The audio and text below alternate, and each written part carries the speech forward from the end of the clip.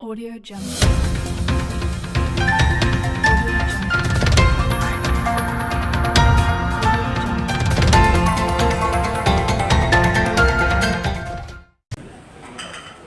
Bismillahirrahmanirrahim. Assalamualaikum warahmatullahi wabarakatuh.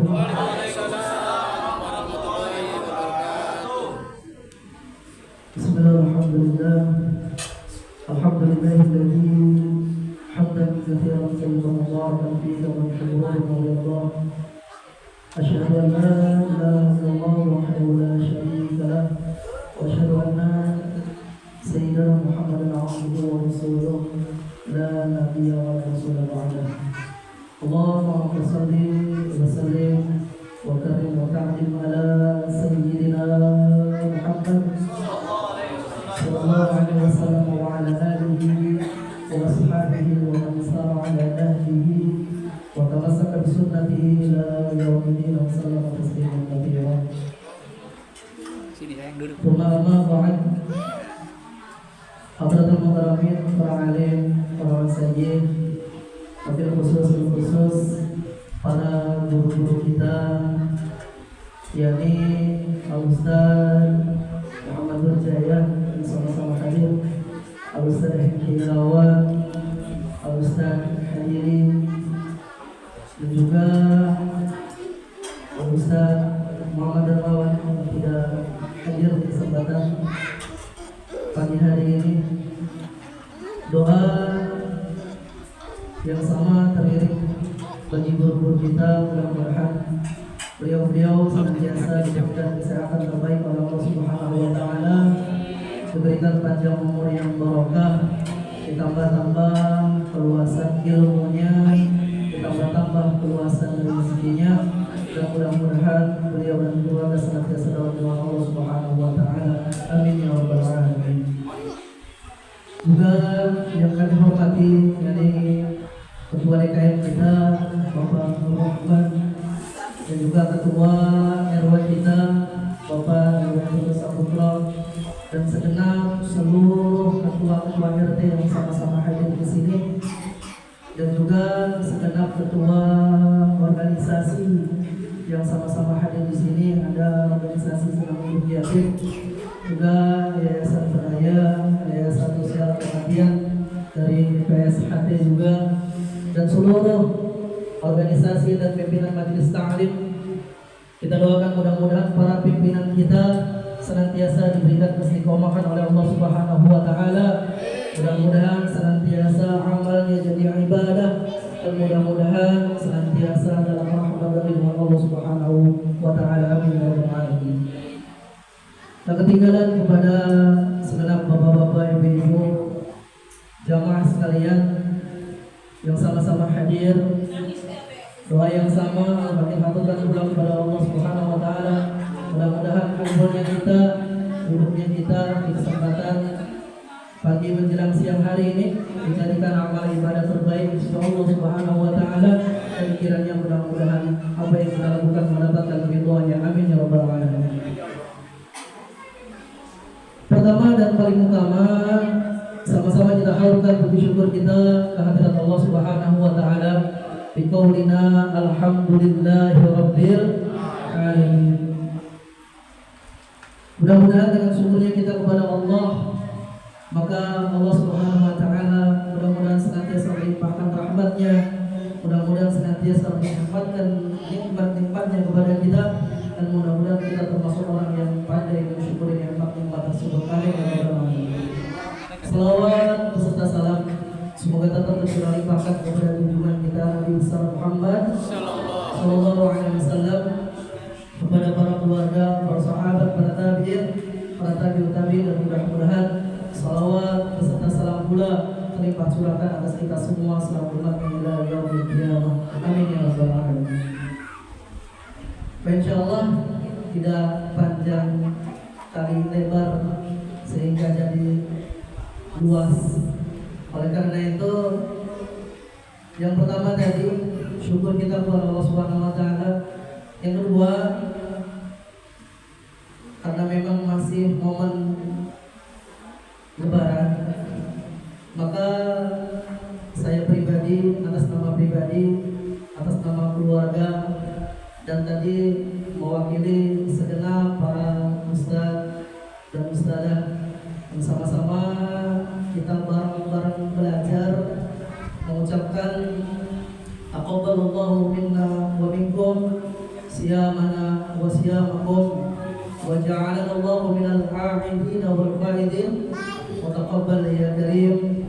Mohon dibukakan pintu maaf yang sebesar-besarnya bila mana selama kita belajar bareng, selama kita ngaji bareng, ada sikap yang kurang berkenan, ada tutur kata yang menyinggung hati, ataupun mungkin ada perangai yang kurang sopan. Oleh karena itu, kepada bapak-bapak, ibu-ibu, jemaah sekalian, kami mohon dibukakan pintu maaf yang sebesar-besarnya. Ibu, maafin tidak? Dimaafin. Nah, masalahnya yang paling banyak dosa kami itu sama ibu-ibu ya saja.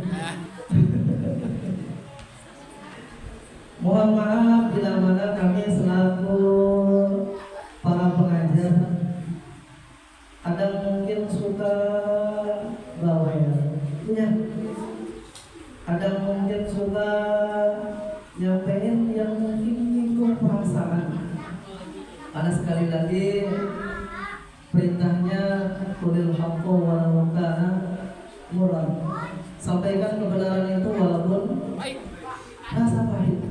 Baik pahit buat diri kita ataupun pahit buat yang disampaikan. Tapi kebenaran harus tetap disampaikan biar kebenaran tetap tegak. Yang kedua, juga mengutip apa yang tadi dibacakan oleh qari kita, yakni di dalam surat Ar-Rum ayat ke-30 sampai 32. Dan ini usi nafsi wa iyyakum bittaqwallah sebagai nasihat bagi diri kami dan juga nasihat buat akhirah fillah waktina yang sama-sama hadir. Allah Subhanahu wa taala berfirman, "A'udzu billahi minasyaitonir rajim. Fa'aqim wajhaka lid-din hanifan fitratallahi allati fatara an-nasa 'alaiha la tabdila li khalqillah. Dzalika ad-dinul qayyim walakinna aktsaran nasi la ya'lamun.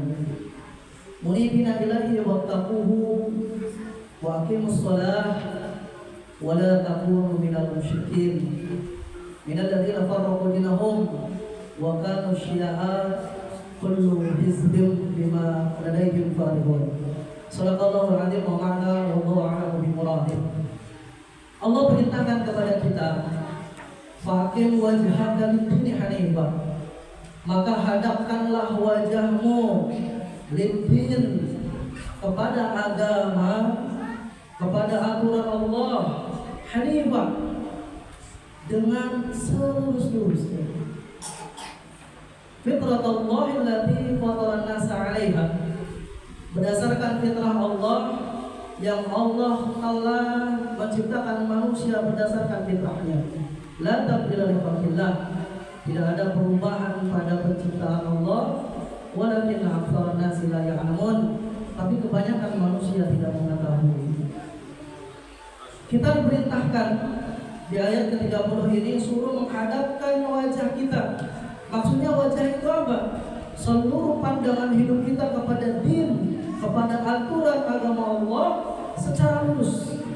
Karena hanya kita dalam berhidup di atas agama yang lurus ini adalah fitrah kita. Manusia hanya akan tetap berada pada kesuciannya, pada fitrahnya selama dia hidup di atas jalan agama yang lurus ini. Tapi ketika dia mulai jauh dari agama ini, maka dia keluar dari fitrahnya. Dan barang siapa yang keluar dari fitrah, Allah ancam dengan nerakanya. Sebagaimana ikan itu fitrahnya di air. Ikan akan tetap hidup enak, akan tetap hidup nyaman, bisa kawin, bisa makan, bisa hidup enak selama ikan berada dalam fitrahnya, berada dalam air.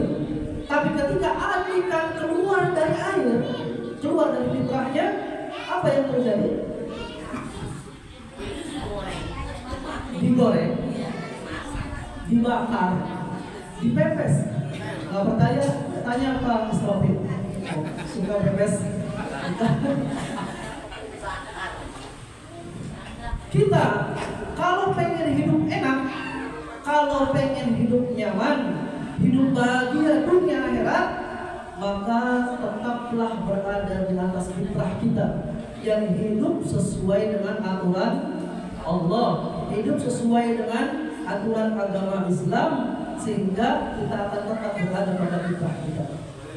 Dan inilah fitrah yang sudah Allah tetapkan dari dulu, dari mulai zaman Nabi Adam sampai kiamat. La tabdila li khalqillah. Tidak ada perubahan pada penciptaan Allah, tidak ada perubahan pada fitrah Allah, tapi walakin aktsarun nasi la ya'lamun. Tapi kebanyakan manusia tidak tahu. Tidak tahu apa? Tidak tahu cara untuk menghadapkan wajahnya pada hidupnya kepada agama ini. Oleh karena itu pentingnya kita ngaji, pentingnya kita hadir ke majelis taklim, penuhi majelis-majelis taklim yang ada, agar kita tahu aturan agama ini, sehingga kita akan hidup lurus di atas agama Islam yang lurus ini. Kemudian ayat 31 yang mengatakan munibina ilaihi, dengan kembali bertobat kepadanya, kembali bertobat kepada Allah. Ramadan melatih kita untuk menjadi orang-orang yang bertakwa. Ramadan adalah latihan kita untuk rajin qiyamul lail, latihan kita untuk rajin puasa, latihan kita untuk rajin baca Al-Quran. Seyogyanya ketika latihan berarti praktek sesungguhnya di mana? Yakni setelah latihan. Ada orang latihan nyetir mobil. Apakah selamanya dia harus latihan nyetir mobil? Tidak. Ujian sesungguhnya adalah ketika dia mengendarai mobil sendirian setelah bebas dari latihan. Maka siapapun yang qiyamul lailnya masih bertahan sampai detik ini, dialah orang-orang yang puasanya Ramadannya berhasil. Siapapun yang baca Al-Qurannya masih bertahan sampai detik ini, itulah orang-orang yang hakikatnya berhasil di bulan Ramadan. Siapapun yang infaknya masih berlanjut sampai detik ini, mempertahankan ketakwaannya, dialah ciri orang yang Ramadannya diterima oleh Allah Subhanahu wa Ta'ala. Kalaulah kita belum termasuk itu semua, maka Allah katakan munibina ilaihi, kembali bertobat kepadanya. Malam-malam qiyamul lail. Dan salah satu ciri para salafus soleh sebagai tanda ketakwaan mereka terjaga, mereka tidak pernah meninggalkan sholat witir. Guru kami berpesan, sholat witir jangan pernah ditinggal. Kalau bisa bangun sebelum subuh, laksanakan tahajud tutup dengan witir. Kalau dipastikan ngantuk dan bangunnya di waktu subuh, maka laksanakan witir sebelum tidur. Oleh karena itu, ketika kita bisa menjaga aktivitas qiyamul lail kita, ibadah kita bulan Ramadan, insya Allah kita akan terjaga dalam ketakwaan. Doa di dalam qiyamul lail kita, yakni doa sayyidul istighfar, itu adalah doa yang paling baik dibaca ketika kita qiyamul lail. Gimana doa sayyidul istighfar? Allahumma anta rabbi la ilaha illa anta khalaqtani wa ana 'abduka wa ana 'ala ahdika wa wa'dika mastata'tu a'udzu bika min kulli ma sana'tu wa abu'u laka bi ni'matika 'alayya wa abu'u Dami faghfirli fa innahu la yughfiru. Ketika kita memahami doa kita, Sayyidul Istighfar, yakin tidak ada satu hamba pun yang tidak menangis ketika bangun sholat malam. Allahumma anta rabbi, ya Allah, Engkau adalah pengatur hidupku. La ilaha illa anta, tidak ada ilah, tidak ada sesembahan, tidak ada Tuhan yang hak wajib untuk diibadahi illa anta, kecuali hanya Engkau. Terus wa ana khalaqtani, Engkau telah menciptakan saya. Wa ana abduka, dan saya adalah hamba-Mu ya Allah. Wa ana ala ahdika, dan saya terikat perjanjian untuk senantiasa mengabdi kepadamu. Wa wa'dika, dan saya terikat perjanjian Engkau akan membalas seluruh amal ibadahku mastata'tu, sesuai dengan kemampuanku. A'udzubika bini'matika, a'udzubika a'udzubika min kulli syarri ma sana'tu. Aku memohon perlindungan kepadamu ya Allah dari segala keburukan perbuatanku. Kita sadari betul kita ini banyak dosa. Wa abu laka bi ni'matika alayya, dan saya akui ya Allah, walaupun saya banyak dosa, Engkau senantiasa terus mencuri nikmat-Mu kepada aku ya Allah. Wa abu bi dzambi, dan aku akui saya ini banyak dosa saya akui ya Allah. Faghfirli, oleh karena itu ampuni saya, ampuni. Fa innahu la yaghfiru dzunuba illa anta, karena sesungguhnya tidak ada yang bisa mengampuni dosa-dosa kecuali Engkau ya Allah. Dawamkan ini, insyaallah ini akan melembutkan hati kita, sehingga mudah-mudahan Allah tetap bimbing kita takut terhadap perbuatan maksiat dan istiqomah dalam ibadah.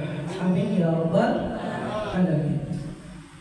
Munibina ilaih, dengan kembali bertobat kepadanya, wattaquhu, dan bertakwalah kepadanya, wa aqimus shalah, dan dirikanlah salat, wa la takunu minal musyrikin, dan janganlah kalian termasuk orang-orang yang mempersekutukan Allah.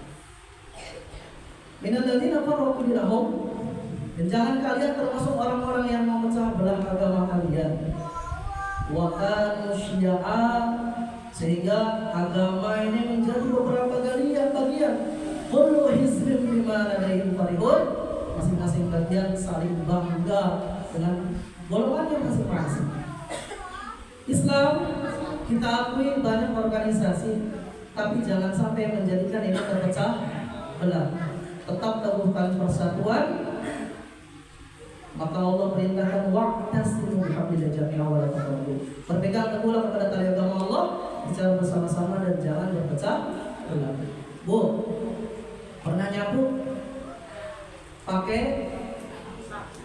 sapu lidi pernah? Pernah. Sapu lidi kalau mereka terpecah belah satu lidi, maka akan mudah dipatahkan. Islam ketika tidak bersatu akan mudah dipatahkan oleh musuh-musuh Islam. Tapi lihat lidi-lidi yang mudah dipatahkan itu ketika mereka jumlahnya 50 lebih bersatu dan diikat oleh tali agama Allah. Lidi-lidi yang bersatu itu diikat, apa yang terjadi? Saya kasih 100.000, siapa yang bisa matahin lidi yang sudah jadi sapu lidi?